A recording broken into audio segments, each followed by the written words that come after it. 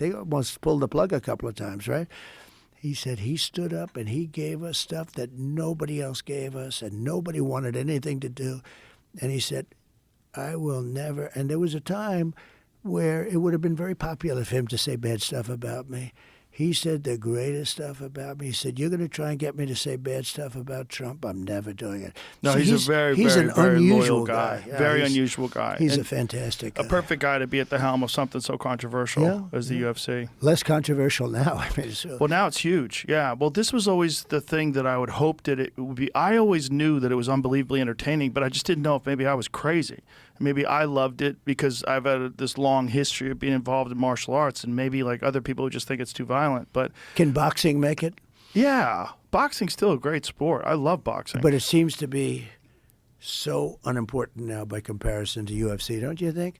I think, well, you know, Dana is working with the Kingdom of Saudi Arabia. They're going to start promoting boxing now. And with Dana at the helm of it, I think boxing could return because the thing is they want to make fights that other people, maybe, you know, promoters don't want to make because they want to protect their fighter. Controversial fights where, you know, it's dangerous. Like, you don't know, this guy could lose. And so the Saudis, they're smart. They just offer a tremendous amount of money, and they're putting together fights that no one else can put together. They're doing that in boxing. If Dana's involved, he'll probably make it good. You know the amazing thing, though, in fighting, no UFC fighter, they say, has ever died. And it looks to me much more violent than boxing. Many boxers have died. Isn't it interesting? And Dana tells me because they take so many shots to the face. Yes. And there's also no other options to preserve yourself, to protect yourself. So if you get hit in a UFC fight, you can clinch. You can try to take the fight to the ground. You get options. Yeah. Also, you don't get allowed to get knocked down and then get back up. When you get knocked down, you're concussed. And generally, you know, if a guy's really hurt, they can be finished on the ground and the fight's over. If it's boxing, you have 10 seconds to get up. You get up.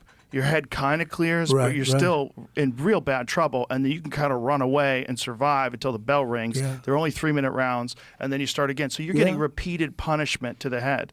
Yeah. You know, and then there's also the issue of guys weight cutting, you know, which is a problem with the UFC as well. But weight cutting in boxing has led to, if you look at deaths in boxing, there's very few of them in the heavyweight division.